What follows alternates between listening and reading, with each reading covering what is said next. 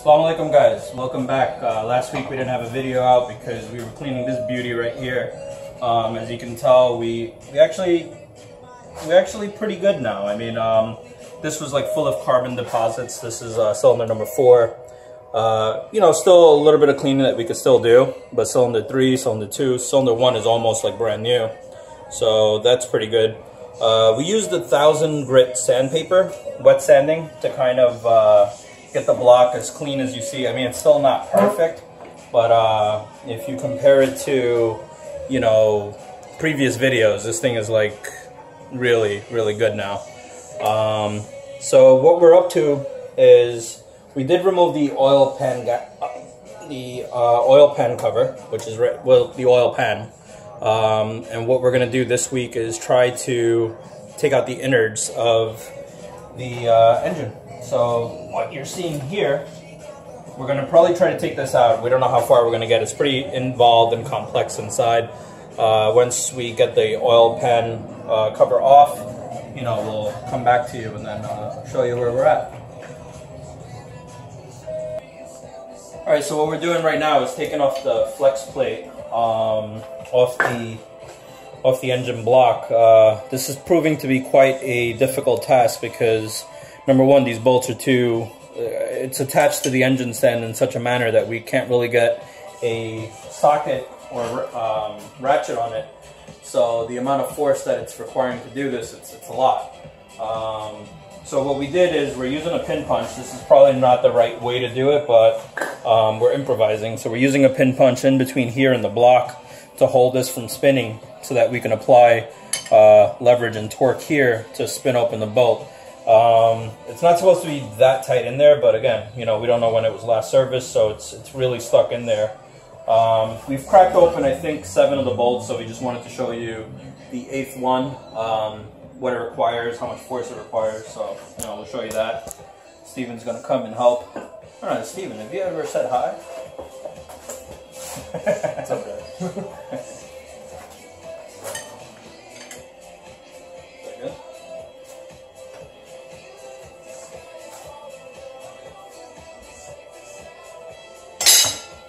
And that's the issue, like it slips, so, you know, we gotta hold this like the correct orientation, so that we don't strip anything. So the danger in here is that we're gonna strip one of the bolts and then we're rendering the stupid thing useless. So it's very hard to kind of, maybe you should show them the angles over here, Steven, with the video. So we're just placing the wrench like right here and trying to keep it flush, but you see the problem with that is when you move, this slips off. So in between adding force and everything, it's very difficult to do this because the wrench ends up slipping off. So I guess, probably not just, yeah. I think this is a good angle. Yeah, but if you stand in front, I mean, yeah, you're holding it? Slipping off this one. This one's annoying.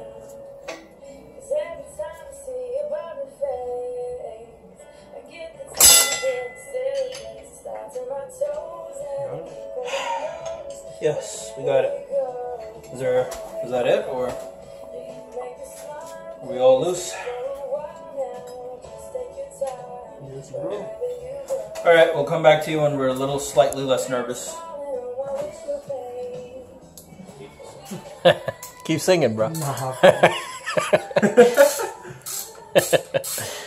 Alright, so what Steven is taking out right now is the oil pickup assembly.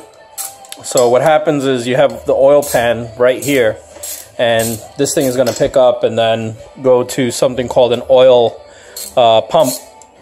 And that pump is a positive displacement pump, and what it does is it forces oil through the galleries to keep the crankshaft and the bearings all lubricated.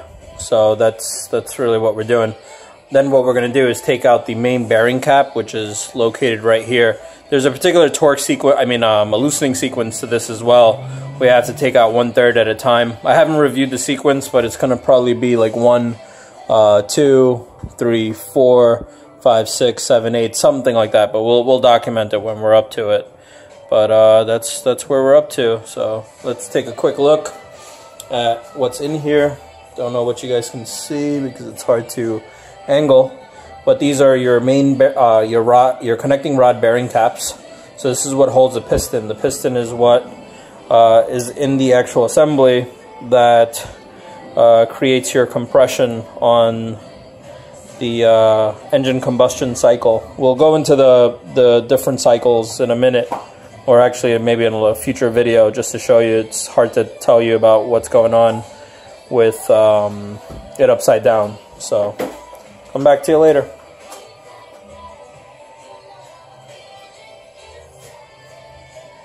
Say what's up, Steve. We don't need to move this at all, right? Alright, so what we're going to go ahead and do, hopefully you can hear us, is we're going to start loosening this 1/3 at a time. I expect this to be a little bit difficult, so I'm using a breaker bar. It's a 14 size millimeter bolt. We're going to try to do 1/3 at a time.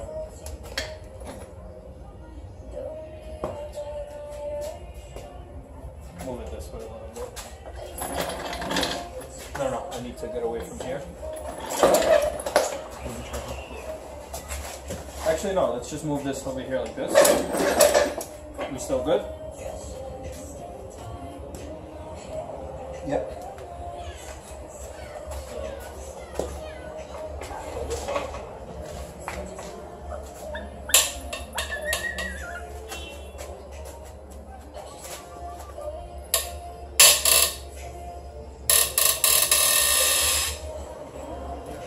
One bolt.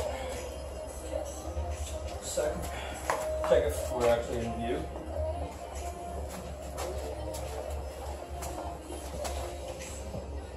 Yeah, it's kind of high though.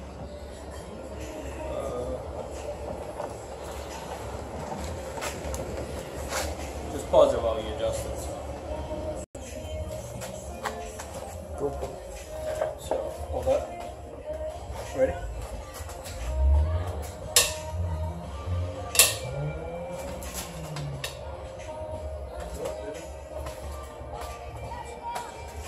You sure?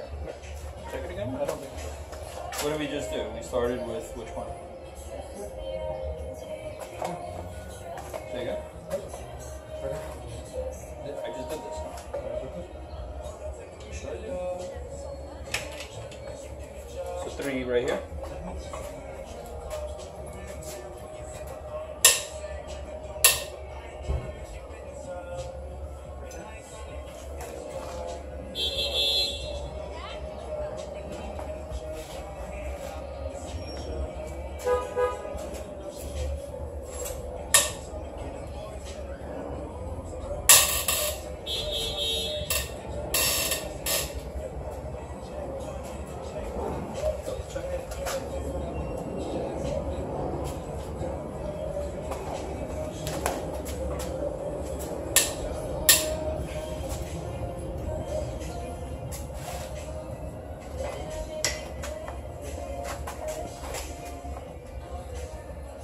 So again, all we're doing is loosening it in 1/3 at a time. That's just to prevent any warpage on the cylinder, on the block. Yep.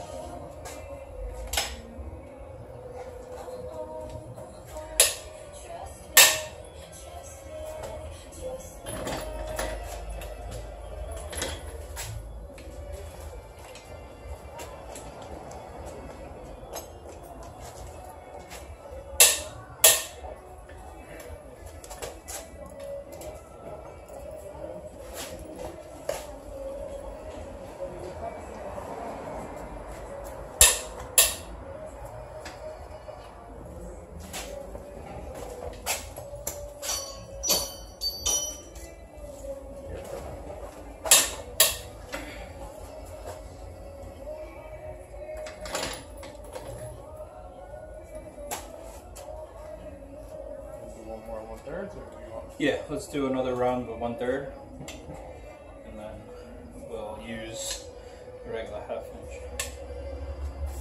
1, 2, 3,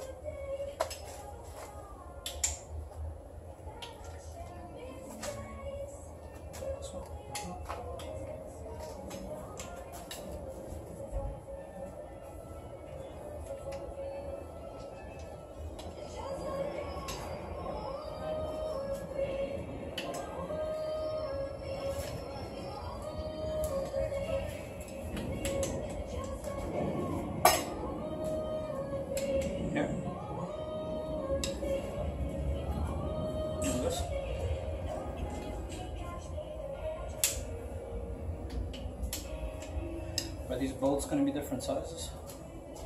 Let's just pay attention. What we're also going to do is probably just put the bolts where they correspond to on the floor, because we don't know whether the bolt sizes are going to be different or not. So it's just something you want to, you know, make sure you're aware of, because sometimes the bolts are different sizes and you want to put the same bolts back where they belong. What's probably a better idea to do is maybe take an imprint from cardboard and just draw out the block, and then just place those bolts in there. I think that's what we're going to probably do. For right now, we're just going to take them out and lay them down correspondingly. So 1, 2, what does it do? 3? Okay.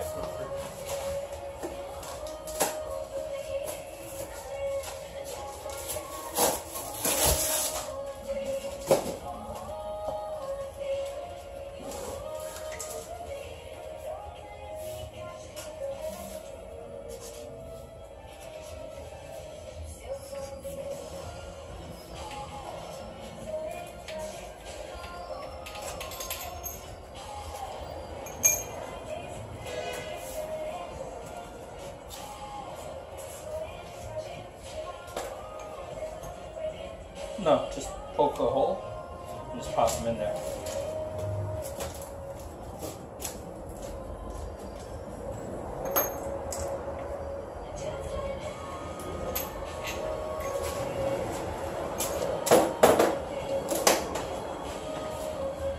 What was it? 1, 2, 3, 4, 5 right here, dude? I can't remember. I mean, it doesn't really matter, but trying to keep consistent with what we did. Can we see if they can actually see us, or? Yeah.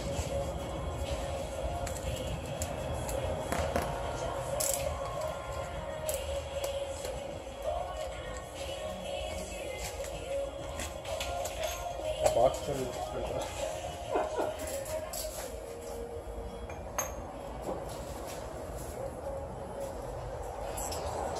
And what, 6 is this?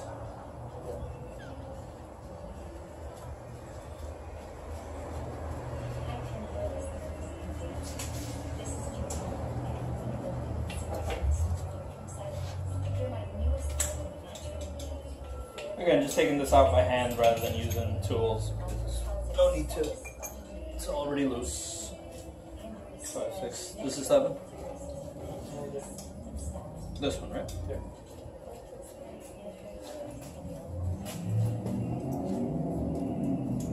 Nothing, just poke a hole in it. Just poke a quick hole. This cardboard's not good. Yeah.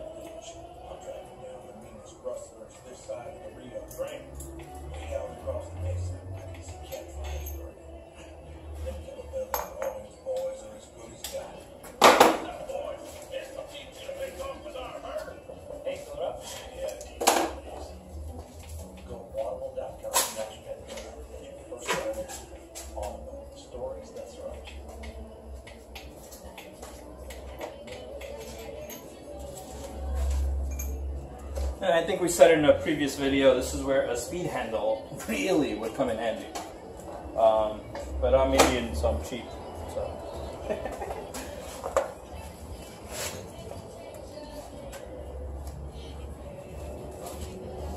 This is why we put on gloves. Look at that. Dirty. Did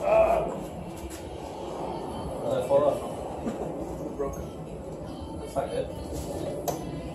Tape.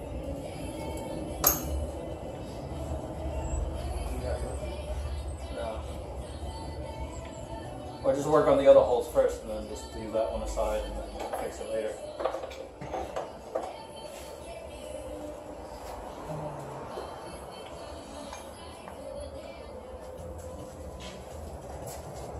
No, get the other bolts in.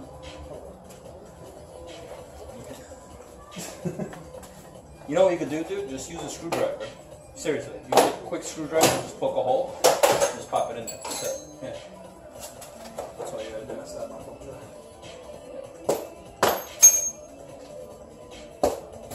Yep. That'll make it easier to just pop the bolt in and it'll be secure.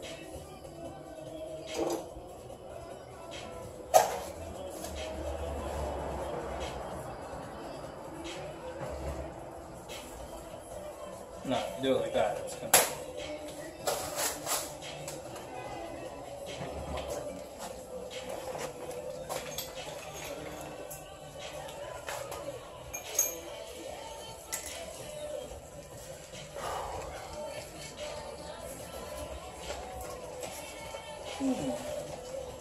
I don't know why this is still stuck in here.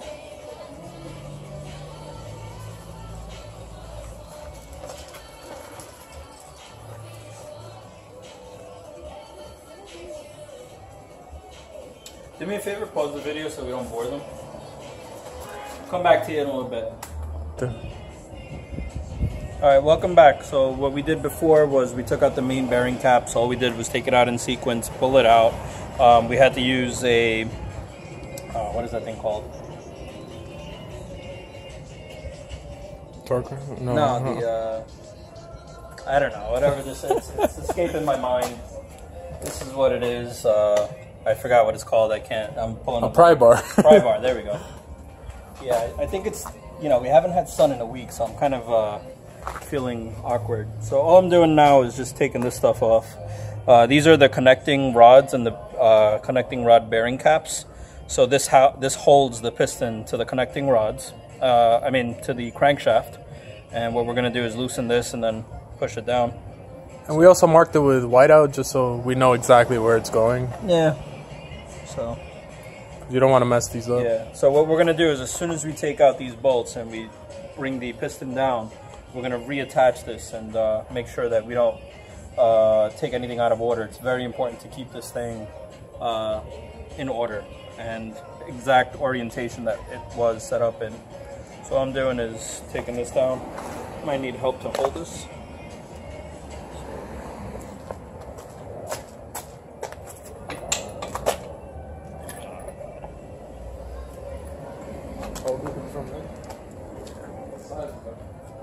This one, it's already attached to the breaker bar, so.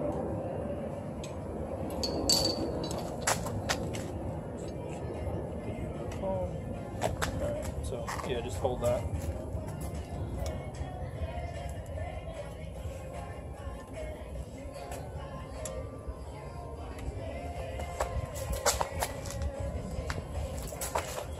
You always want to pull towards you. It's a good technique to loosen anything up. You never want to push away because usually there's stuff in the way. Yeah, that's kind of painful. You don't want to hit your knuckle at full force while you're trying to unbolt something really tight. Alright. So this one.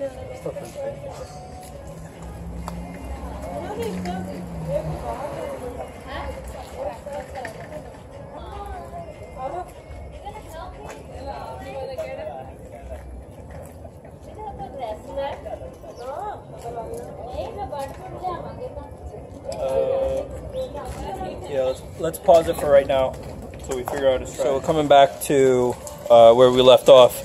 We already took out pistons 1 through 3, so we're just going to do number 4 to show you guys just for the sake of showing.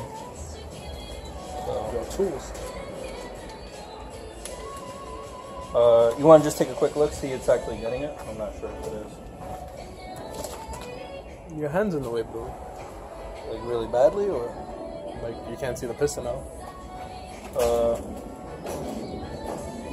Yeah, I guess that's better.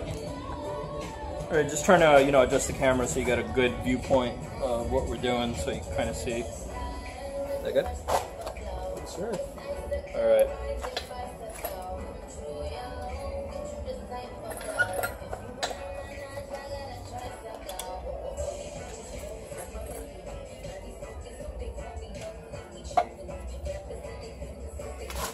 So that's all it is to it.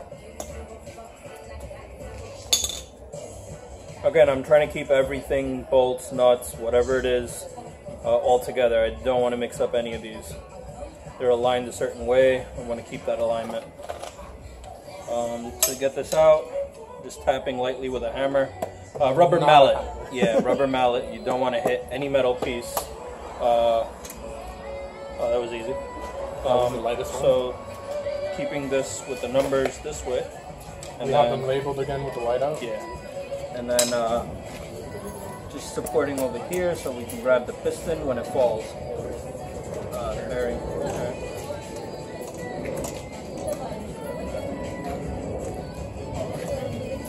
No, we can take it out later.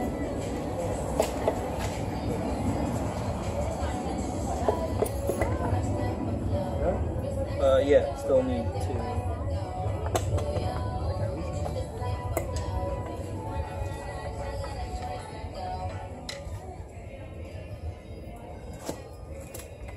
Alright, almost up. Yep. Alright, so it's all that's check if they could actually see it. So this is the piston. This is what it looks like. You guys see it? Yeah. Yeah, right there. Lower. Right there. Alright, so this is the piston. This is what creates the power. This goes up and down. Right after we take this, I'll kind of explain how the engine and everything works, so just bear with me. Just wipe this out. These are the bearings. This was on the bottom, right? Mm-hmm. Wonderful. Just hit it right here. See, we got water in there. Can they see any of this? Sorry guys, I don't know what you guys can see on camera, what you guys can't. Show them the bearings. So these are the bearings. Essentially, there's a hole in here, and the oil pump, it goes ahead and forces oil through here. So when the actual piston rotates on these journals, there's enough lubrication. There's a film of oil, so it's not metal on metal contact. Yep, so these bearings are very important. Let's wipe that down and get it in there. These are bearing caps. Which way is it going?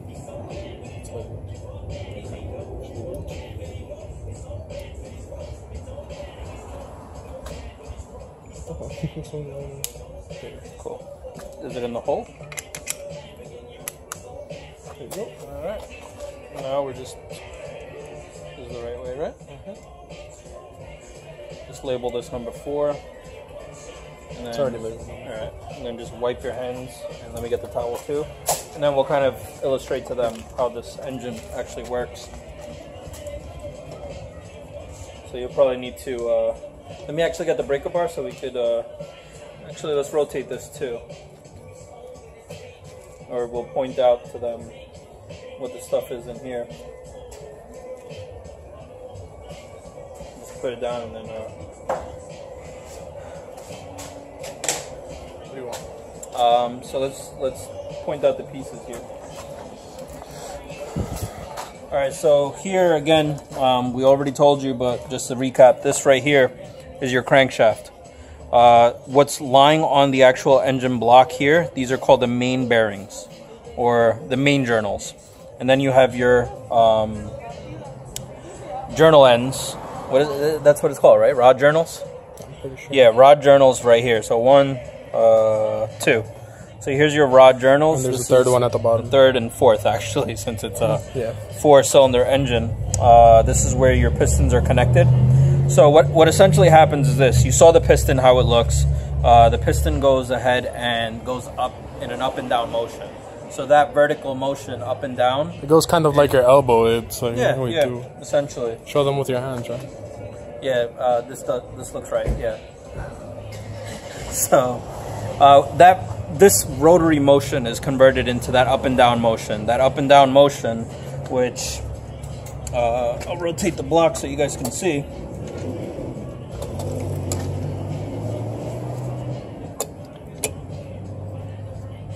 So when we took out the cylinder head actually encloses this whole area. So the up and down motion of the piston, whenever you compress something, it turns hot. What's also added to that hot air mixture is fuel. And when that fuel is met with the spark, that's what creates a controlled explosion or combustion. The combustion is what provides the pistons come in up, or it draws air in first, that's the intake cycle, then you get compression. When you get the stroke with the spark, you get combustion. The combustion forces the piston down. When it's forced down, that's what creates rotary motion in the crankshaft, and that crankshaft then propels coupled with the transmission, it propels that torque or that energy into the wheels to get the car moving. So that's essentially what it boils down to in a gasoline engine combustion like this. So what we're going to do now is just go ahead and clean this baby up, since it's, again, dirty. We'll clean everything up, and then hopefully I'll have to buy some measuring tools. There's some precision tools that I need to go ahead and measure some of the journals, measure anything out of wear. I think we have to buy something called plastic gauge to kind of check whether the clearances are okay with the bearings. If they're not, then we'll have to replace some of the bearings. So right now it's just going to be clearances. The oil rings, let me actually bring a piston for you.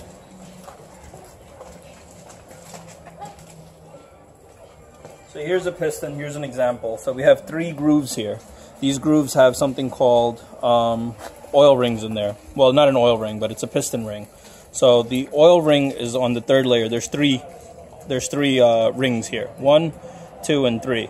And what that does is it ensures a nice combustion mixture. It's 5. What it ensures is there's a nice seal against the bore and the actual piston. So what this does is any of the oil that's shot up here, this kind of keeps it lubricated and keeps it below the piston line.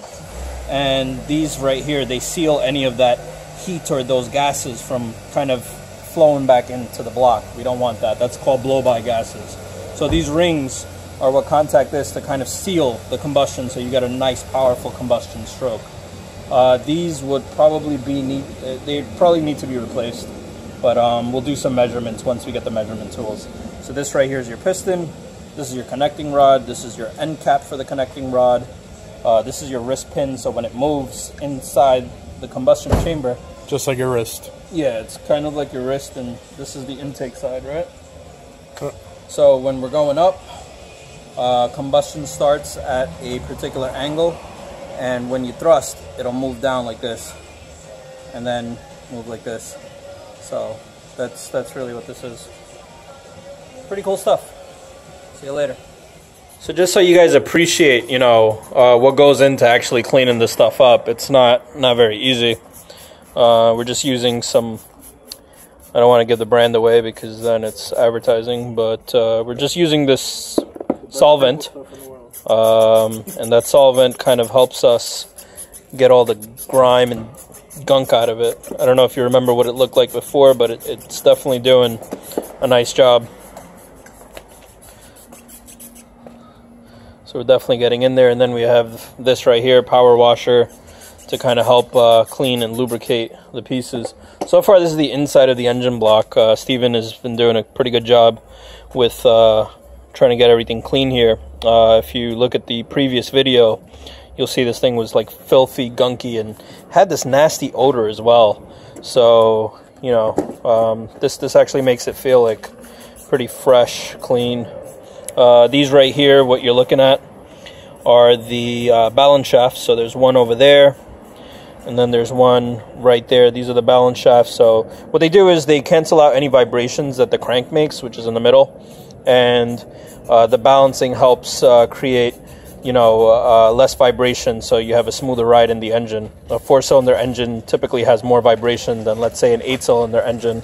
So you do require balancing shafts in this particular F22B2 engine for the Honda.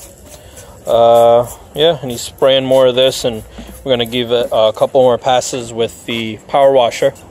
And we hope to get this as clean as possible. So, you know, it's not just, you know, loosening bolts and tightening bolts. It's actually a little bit more involved. It's a lot of thinking, a lot of little details. And then, you know, the cleaning part is not always fun, but it's quite rewarding when we get to see the results of it. When we actually get to see the engine. Yes. You couldn't see that engine under all that oil. No, nothing. But this is coming out to be a work of art. And Steven, tell them peace out, baby. Block party. Puppy in the cut. Say block party. Block party. See you later.